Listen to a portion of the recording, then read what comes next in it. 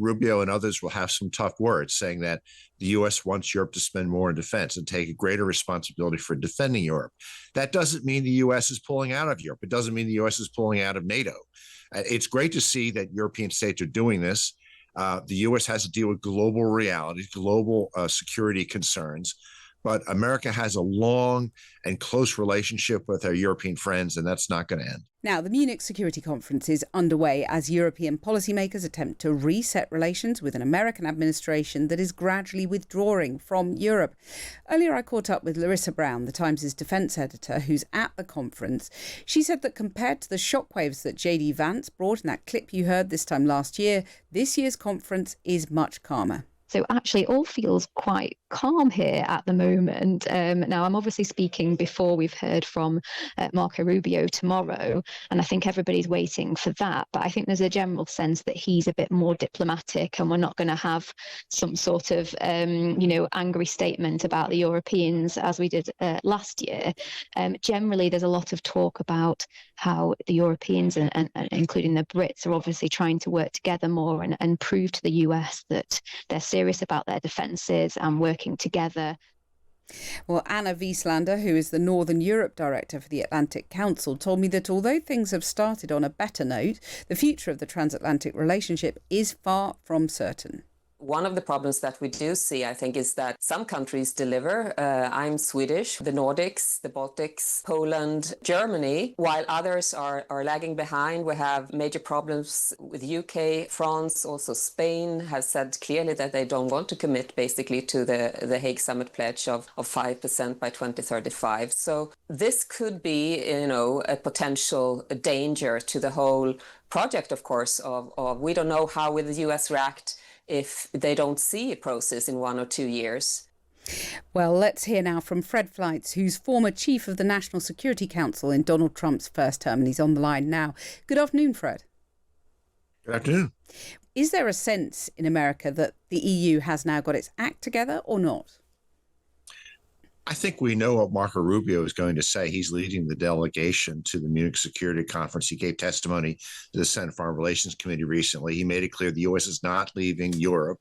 This is not the end of the rules-based global order. The U.S. wants some flexibility to move some troops out of Europe to deal with threats in the Indo-Pacific. He also thinks NATO has to be reimagined to deal with modern threats. I also think that it's time to just step back and stop hyperventilating over the differences of the day. We've had differences in NATO before. We've had differences with our NATO allies.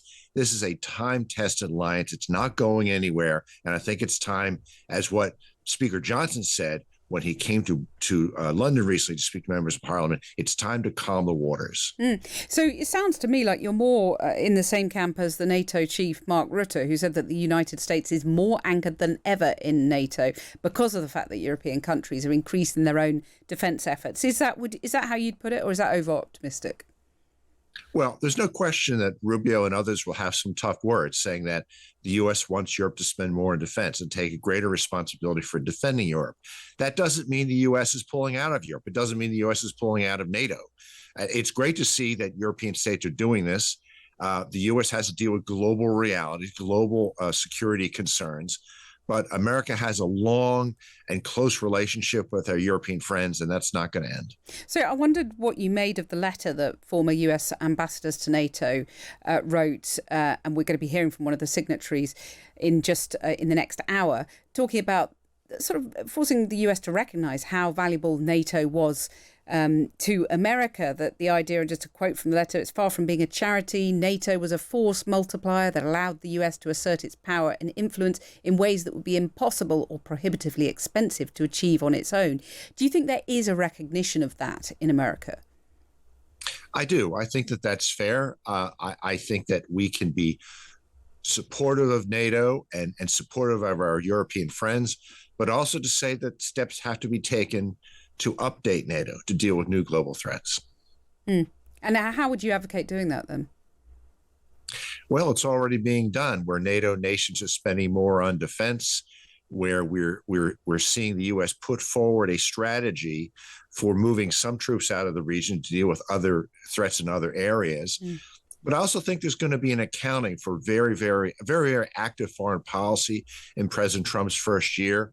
There may be some issues where there are disagreements, but I think it's pretty clear that those problems are cooling off now. We're recognizing that we need to unite on the real security challenges challenging us. The big one is the war in Ukraine, and America needs Europe's help with that. I'll come back to Ukraine in just a moment. I do want to talk about that, but I wonder, given Trump's very bellicose words and actions really on Greenland, is Article 5 an attack on one, an attack on all? Is that still fit for purpose? Is the US still signing up to that? Of course, the U.S. Supports Article 5. The Greenland issue is fading. The president came forward with a pretty good framework agreement to deal with concerns over Greenland at the Davos summit. Negotiations are continuing between the U.S. and Denmark and NATO. And the idea that this frozen wasteland would be any serious threat to the time-tested NATO alliance, frankly, is absurd. Yeah, but do you think it was a misstep by Donald Trump to be quite so bellicose about that to a NATO ally? Donald Trump is a businessman, a real estate tycoon. He negotiates hard. But at the end of the day, European states know that America remains committed to NATO and to their security. Right. Well, let's test that out with Ukraine then, because there are reports that the US has made clear to Ukraine that it won't finalise a deal on security guarantees to protect Ukraine from future Russian aggression until Kyiv and Moscow reach an overall deal to end the war. I mean, is that peace deal doomed, do you think, or is there hope? There's a lot going on with the war in Ukraine. I think some progress has been made with the 2 trilateral meetings. This peace process, as you know, didn't exist before Trump was president. He's been frustrated that Putin has been unable or frankly refusing to negotiate. I think the security guarantees proposal has moved forward substantially. There's some differences on territory. The issue we need now is we need Europe's help. And when President Macron makes a speech to the Davos summit pleading for China to invade in France, instead of pleading with China to stop buying Russian energy, he's not helping end this conflict. But I mean, Europe is really pulling its weight in Ukraine. It is stepping into the breach left by Trump's cooling towards helping fund Ukraine's war. Trump is sending weapons. NATO is buying weapons from the U.S., which are being sent to Ukraine. And look, Europe has played a very important role in putting together the security guarantees arrangement. But there's an agreement where EU states will stop buying energy from Europe, but it doesn't kick in until early 2027.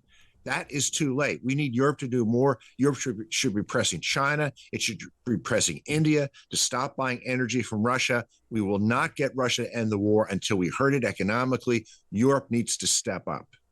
Clear message there. Fred Fleitz, thank you very much for joining us. Former Chief of the National Security Council in Donald Trump's first term there, Fred Fleitz.